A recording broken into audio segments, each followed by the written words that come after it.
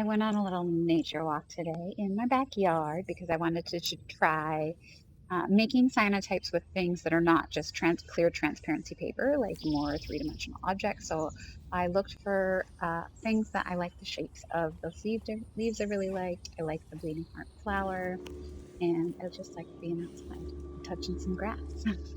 And so here's my kit. In the box, I actually have some paper that I've already coated, so I don't have to do that step. It's already coated and dried.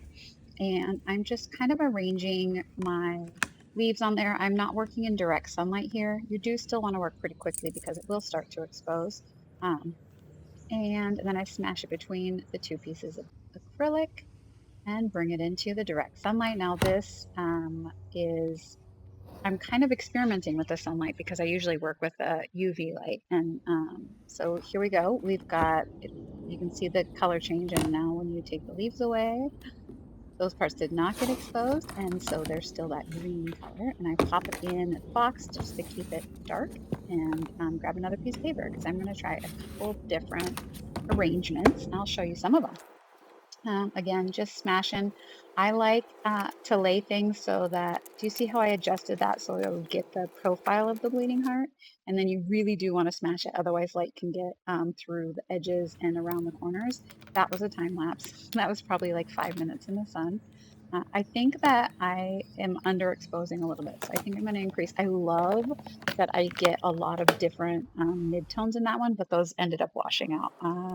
And then this one, the sun moved, and did you see how there was a shadow on the end? You'll see how that affected the print as well. I like the curls of these little ferns and moved them into the sunlight next to my girl Luna. And obviously that was a speed lap. There's a little kick that cracks me up so much. And yeah, oh, this is moss. I love the way the moss turned out. I like the different shapes. And then I decided to lay some moss on top so that light can reach around the edges. I'm not even sure that that affected it. I'll have to remember when I see it. So I'm keeping them all in the box so I don't have to rinse them off in between each one. And I'll go rinse them off together. I've learned if you pop the heads off the flowers and then arrange them the way you want, it's a little bit easier. And she's done.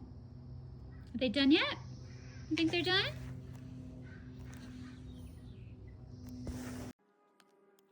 And I just unclip it and then I'll pop it in the box. And you can see the parts that were exposed to the light have turned blue already. Popping that in here.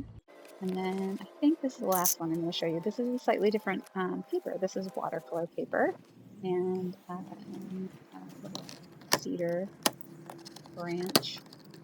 I love the shape of this. I'm in Washington State, and I think that's our state trade, Western Red Sea, if that wasn't a Western. Okay, now you rinse them. So I am just putting them in a bucket in the sink. You can see my sink is stained blue because I do this a lot, and I'm not good about rinsing off my splashes. So when you're done with this, rinse your sink really, really well because it will stain your sink.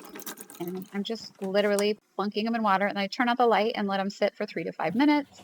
And then I splash them in some more water. Now this is optional step. I'm just impatient and I like to oxidize it and see the final results. This will happen over time. It'll continue to oxidize over about 24 hours, but this just kind of skips that step and it turns it to its darkest blue form.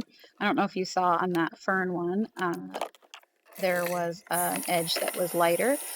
So I like the really, really, really dark blue, and that just means it had a longer exposure time. So I think I'm going to up my exposure time, especially because I want to be able to see some light leak through the petals and the leaves and stuff.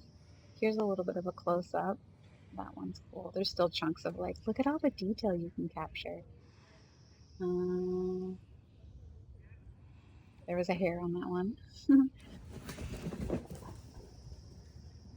Yeah, I wish I had more mid-tone. So this one is a double exposure. I rinsed out an old one and you can still kind of see the image, which gives me an idea. I want to try double exposures with these next. That little bit was like it got cloudy and messy. There was like plant guts on it. So anyway, I'm really excited.